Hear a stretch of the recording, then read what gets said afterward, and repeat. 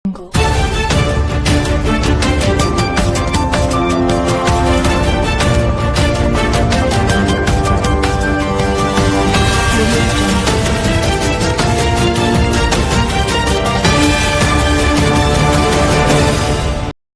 Hello ನಮಸ್ಕಾರ ವೀಕ್ಷಕರೇ, ಕರುನಾಡ ರತ್ನ ನ್ಯೂಸ್ಗೆ ಸ್ವಾಗತ ಸುಸ್ವಾಗತ. ಜಮಖಂಡಿ ನಗರದ ಮಹೇಶ್ ಚಿತ್ರಕಲಾ ಮಹಾವಿದ್ಯಾಲಯದಲ್ಲಿ ನಡೆದ ರೇಖಾಚಿತ್ರ ರಚನೆ ಕಾರ್ಯಕ್ರಮ ಜರುಗಿತು. ಮಹೇಶ್ ಚಿತ್ರಕಲಾ ಮಹಾವಿದ್ಯಾಲಯಗಳ ಮಕ್ಕಳಿಗೆ ರೇಖಾಚಿತ್ರದ ಕುರಿತು ಮಾಹಿತಿಯನ್ನು ತಿಳಿಸಿದ ಹೂವಿನ ಹಿಪ್ಪರಗಿ ಶಿಕ್ಷಕ ರಮೇಶ್ ಶಾಸನೂರು ಅವರು ಮಕ್ಕಳಿಗೆ ಕಲೆಯ ಬಗ್ಗೆ ಬಹಳಷ್ಟು ತಿಳಿಸಬೇಕಾಗಿದೆ ಎಂದರು. ಪುರಾತನ ಇತಿಹಾಸದಲ್ಲಿ ಶಿಲ್ಪಕಲೆ, ಚಿತ್ರಕಲೆ, ರೇಖಾಚಿತ್ರ ಹೀಗೆ ಹಲವಾರು ಬಗೆಯ ಚಿತ್ರಕಲೆಗಳಿಂದ ರಾಜ ಮಹಾರಾಜರು ಬಹಳ ಮಹತ್ವವನ್ನು ನೀಡುತ್ತಿದ್ದರು. ಅದರಿಂದ ವ್ಯಕ್ತಿಯ ಜೀವನ ಚರಿತ್ರೆಯನ್ನು ತಿಳಿಯಬೇಕಾಗುತ್ತಿತ್ತು. ಇವಾಗ ಚಿತ್ರಕಲೆಗಳ ಬಗ್ಗೆ ಮಕ್ಕಳಿಗೆ ತಿಳಿಸುವುದು ಬಹಳ ಮಹತ್ವವಾಗಿದೆ ಎಂದರು. ಇದೇ ಸಂದರ್ಭದಲ್ಲಿ ಮಹೇಶ್ ಚಿತ್ರಕಲಾ ಮಹಾವಿದ್ಯಾಲಯ ಮುಖ್ಯ ಪ್ರಾಧ್ಯಾಪಕ ಕೇಶವ ರಾಠೋಡ್ ಹಾಗೂ ವಿದ್ಯಾರ್ಥಿನಿಯರು ಕೂಡ ಇದ್ದರು. ವರದಿ ರವಿ ದೊಡಮನಿ, ಕರುನಾಡ ರತ್ನ ನ್ಯೂಸ್, ಜಮಖಂಡಿ. ಅರ್ಥಮಾಡ್ದವ್ರಿನ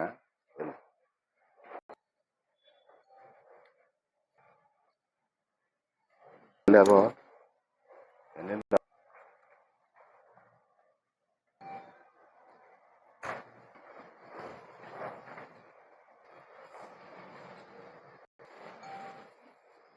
ಸರಿ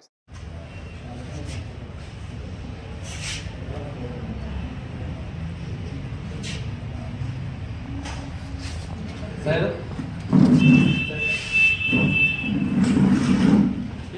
ಜಲ್ದಿ ಬರ್ಬೇಕು.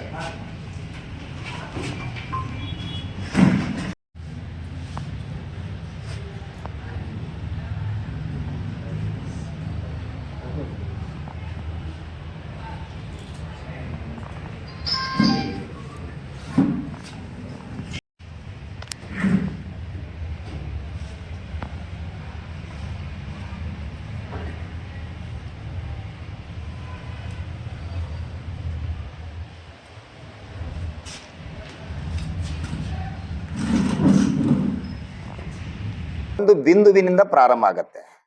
ಒಂದು ಬಿಂದುವಿನಿಂದ ಪ್ರಾರಂಭವಾಗಿ ರೇಖೆಗಳ ಮುಖಾಂತರ ರೂಪುಗೊಂಡು ಆಕಾರ ಪಡೆದು ಚಿತ್ರವನ್ನ ಆಗತ್ತೆ.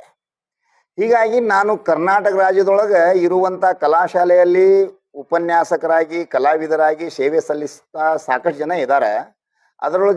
ಅದರೊಳಗೆ ನಾನು ಒಬ್ಬರನ್ನ ಆಯ್ಕೆ ಯಾವ ಥರನಾಗಿ ಮಾಡ್ಕೊಂಡೆ ಅಂತಂದ್ರೆ, ನಾವು ಪ್ರತಿನಿತ್ಯನೂ ಯಾರ್ಯಾರು ಯಾವ್ಯಾವ ಕೆಲಸ ಏನೇನು ಮಾಡ್ತಾರೆ ಎಂಬುದು ನಮಗೆಲ್ಲ ನೋಡ್ತಿರ್ತೀವಿ. ಆ ದಿಶೆಯಲ್ಲಿ ನಮ್ಮ ರಮೇಶ್ ಶಾಸನೂರವರು ರೇಖಾಚಿತ್ರದೊಳಗೆ ಬಹಳಷ್ಟು ಪರಿಣಿತಿ ಹೊಂದಿದವರು. ಹೀಗಾಗಿ ನಮ್ಮ ವಿದ್ಯಾರ್ಥಿಗಳಿಗೆ ಆ ರೇಖೆಗಳ ಅನುಭವ ಸಿಗಲಿ ಅನ್ನೋ ಉದ್ದೇಶದಿಂದ ಅವರನ್ನು ಇಲ್ಲಿ ಬರಮಾಡಿಕೊಂಡು 2 ದಿವಸದ ಕಾರ್ಯಕ್ರಮವನ್ನು ನಾವು ಹಮ್ಮಿಕೊಂಡಿದ್ದೀವಿ. ಸಾಕಷ್ಟು ವಿಚಾರಗಳು ಈ ಚಿತ್ರಕಲೆಗೆ ಸಂಬಂಧಪಟ್ಟ ಹಾಗೆ ಅವರು ತಿಳಿಸ್ತಾ ಇದ್ದಾರೆ. ಇನ್ನೂ ಕಾರ್ಯಕ್ರಮ ನಡೀತಾ ಇದೆ. ತಾವು ಈಗಿನ ಚಿತ್ರಕಲೆಗಳು ನಶಿಸಿ ಹೋಗ್ತಾ ಇವೆ. ವಿದ್ಯಾರ್ಥಿಗಳ ಸಂಖ್ಯೆ ಕೊರತೆ ಕಡಿಮೆ ಆಗ್ತಾ ಇದೆ. ತಾವು ಪ್ರಾಂಶುಪಾಲರಾಗಿ ಸರ್ಕಾರಕ್ಕೆ ಯಾವ ರೀತಿ ಒತ್ತಾಯ ಮಾಡ್ತಾ ಇದ್ದೀರಿ? ಇದರ ಜೊತೆಗೆ ಸರ್ಕಾರ ಇದರ ಕಣ್ಣು ತೆರೀಬೇಕು.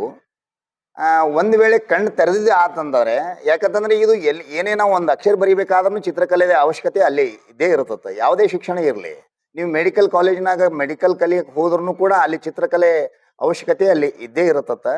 ಹೀಗಾಗಿ ಇದಕ್ಕೆ ಯಾರು ಹೊಣೆಗಾರರಲ್ಲ, ಸರ್ಕಾರವೇ ಹೊಣೆ.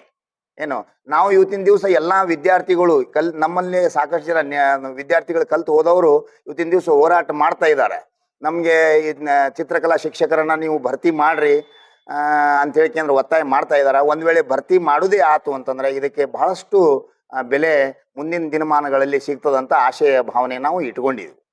ಚಿತ್ರಕಲೆಗಳು ನಶಿಸಿ ಹೋಗ್ತವೆ. ಕಾಲೇಜ್ಗಳು ಎಲ್ಲಿ ಬೆರಳಿಕೆ ಮಾತ್ರ ಚಿತ್ರಕಲೆ ಸಂಸ್ಥೆಗಳು ಉಳಿದಿದ್ದಾವೆ. ಚಿತ್ರಕಲೆ ಸಂಸ್ಥೆಗಳು ಅವು ನಶಿಸಿ ಹೋಗ್ತವೆ. ಅದಕ್ಕೆ ತಾವೇನು ಹೇಳ್ತಾ ಇದ್ರು? ಅದನ್ನ ಈಗ ಏನು ಗೌರ್ಮೆಂಟ್ ಇದಕ್ಕೆ ಕಣ್ ತರಿಬೇಕು, ಬೇರೆದವ್ರು ಯಾರಿಗೆ ಅಸಾಧ್ಯವಾದದ್ದು. ಯಾಕಂತಂದ್ರೆ ಈಗ ಸಂಸ್ಥೆ ಅಡಿಯಲ್ಲಿ ನಡೆಯುವಂತ ಚಿತ್ರಕಲಾ ಶಾಲೆಗಳು ಈಗ ಯಾವುದೇ ಒಂದು ಪೋಸ್ಟ್ ರಿಟೈರ್ಮೆಂಟ್ ಆಯ್ತು ಅಂತಂದ್ರೆ ಈಗ ಸಂಸ್ಥೆಯವರು ತಗೊಳ್ಳಿಕ್ಕೆ ಅವರಿಗೆ ಅಧಿಕಾರವೂ ಇರೋದಿಲ್ಲ.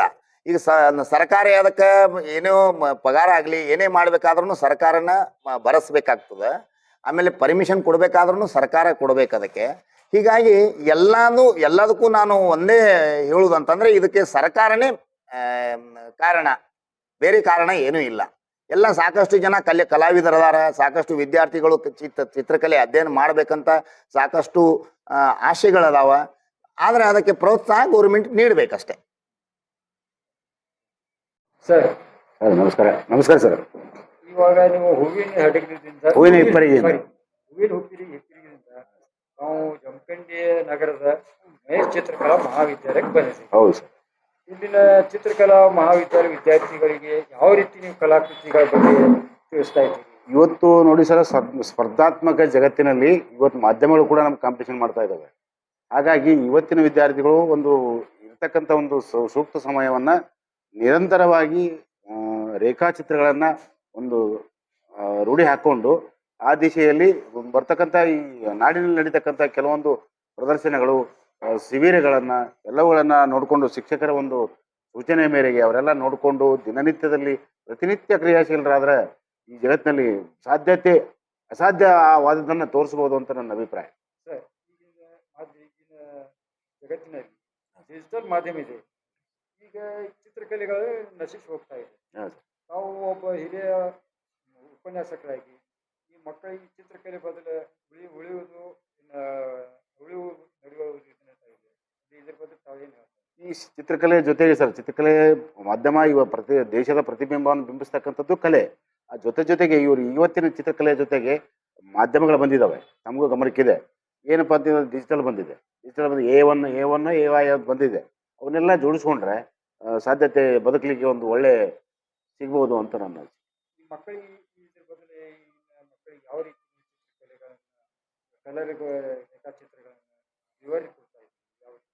ಇವತ್ತು ನೋಡಿ ಸರ್, ಕಲೆಗಳನ್ನು ಮಾಡ್ತಾ ಇದ್ದೀವಿ. ನಾನು ಮಾನವೀಯ ಶರೀರಶಾಸ್ತ್ರಗಳ ಬಗ್ಗೆ ಭಾಳ ಡೀಪಾಗಿ ಅಭ್ಯಾಸ ಮಾಡಿರ್ತಕ್ಕಂಥದ್ದು. ಅವುಗಳನ್ನು ಇವತ್ತಿನ ಮುಂದಿನ ಕಾಲದಲ್ಲಿ ಅವೆಲ್ಲ ಮುಂದಿಷ್ಟು ಪಳವಳಿಕೆಯಾಗಿ ಉಳಿತಕ್ಕಂಥ ಒಂದು ಸಂದರ್ಭ. ಹಾಗಾಗಿ ಇವತ್ತಿನ ಮಕ್ಕಳಿಗೆ ಕೂಡ ನಾನು ದಿನನಿತ್ಯ ಸ್ಕೆಚ್ ಮಾಡಲಿಕ್ಕೆ ಅನಾಟಮಿ ಪೂರ್ವ ತಯಾರಿ ಸರ ಚಿತ್ರಕಲೆಗೆ ಬೇಕಾಗಿರೋದು ರೇಖೆ. ಆ ರೇಖೆಯನ್ನು ಮೊದಲಿಟ್ಕೊಂಡು ನಾವು ಅಭ್ಯಾಸ ಮಾಡೋದು ಒಳ್ಳೆಯದು ಅಂತ ನನಗೆ. ರಾಜ್ಯರ ಮಹಾರಾಜ್ಯದಲ್ಲಿ ಚಿತ್ರಕಲೆಗೆ ಬಹಳ ಮಹತ್ವದ ಇತ್ತು. ಇವಾಗ ಚಿತ್ರಕಲೆ ನಶಿಸಿ ಹೋಗ್ತಾ ಇದೆ. ಇದ್ರ ಬದಲು ಈಗ ನೋಡಿ ಸರ್, ಆಶ್ರಿತರು ಕಡಿಮೆ ಇದೆ. ಈ ಕಲೆಗೆ ಆಶ್ರಿತರ ಕೊರತೆ ಇದೆ. ಜೊತೆಗೆ ಸರ್ಕಾರದ ಒಂದು ಒಲವು ಕೂಡ ಕಡಿಮೆ ಇದೆ. ಹಾಗಾಗಿ ಕೂಡ ಇವತ್ತು ರಾಜ್ಯ ಮತ್ತು ರಾಷ್ಟ್ರ ಮಟ್ಟದಲ್ಲಿ ಒಳ್ಳೆಯ ಒಂದು ಬೆಲೆ ಇದೆ ಒಂದು ಕಲಾಕೃತಿಗಳಿಗೆ. ಹಾಗಾಗಿ ಇವತ್ತು ಚಿತ್ರಕಲೆಯ ಮೂಲಕನೇ ಮಕ್ಕಳಿಗೆ ಚಿತ್ರವನ್ನು ಅಭ್ಯಾಸವನ್ನ ಮಾಡಿಸ್ತಕ್ಕಂಥ ಒಂದು ಸಂದರ್ಭ ಪ್ರಾರಂಭದಿಂದಲೂ ಬಂದಿದೆ. ಈಗಲೂ ಕೂಡ ಅದು ಮುಖ್ಯ ಆಗ್ತದೆ. ಯಾಕೆ ಮುಂದಿನ ದಿನಗಳಲ್ಲಿ ಹಳ್ಳಿಯ ಜೀವನದ ಕೆಲವು ಆಯಾಮಗಳನ್ನ ಚಿತ್ರಗಳ ಮುಖಾಂತರ ನಾವು ತೋರಿಸ್ಬೇಕಾಗ್ತದೆ. ಅದೆಲ್ಲ ಡಿಜಿಟಲ್ ಅಲ್ಲಿ ಸಿಗೋದಿಲ್ರಿ. ಅದೆಲ್ಲ ಮತ್ತೆ ನಾವು ಕಲಾವಿದರೇ ನಾವು ಅದನ್ನ ಹಿಡಿದಿಟ್ಟು ಸಂಗ್ರಹಣೆ ಮಾಡಿ ಕಲೆಯ ಒಂದು ವಿಸ್ತಾರವನ್ನು ಮಾಡಿ ವಿಸ್ತರಿಸಬೇಕು ಅಂತ ಹೇಳಿ ನನ್ನ ಅಭಿಪ್ರಾಯ. ಈಗಿನ ಸರ್ಕಾರ ಚಿತ್ರ ಶಿಕ್ಷಕರ ಬಗ್ಗೆ ಯಾವುದೇ ಒಲವು ತೋರಿಸ್ತಾ ಇಲ್ಲ. ಈ ಸರ್ಕಾರ ಬದಲು ತಾವೇನು ಸರ್ಕಾರ ಒಲವು ತೋರಿಸ್ಬೇಕು ಸರ್. ಇವತ್ತು ಒಂದು ಯೂನಿವರ್ಸಿಟಿಯಲ್ಲಿ ಸಪರೇಟ್ ಆದ ವಿಭಾಗವನ್ನು ಕೊಟ್ಟಿದ್ದಾರೆ. ಕೊಟ್ಟಿದ್ದಾಗಿ ಕೂಡ ಅದು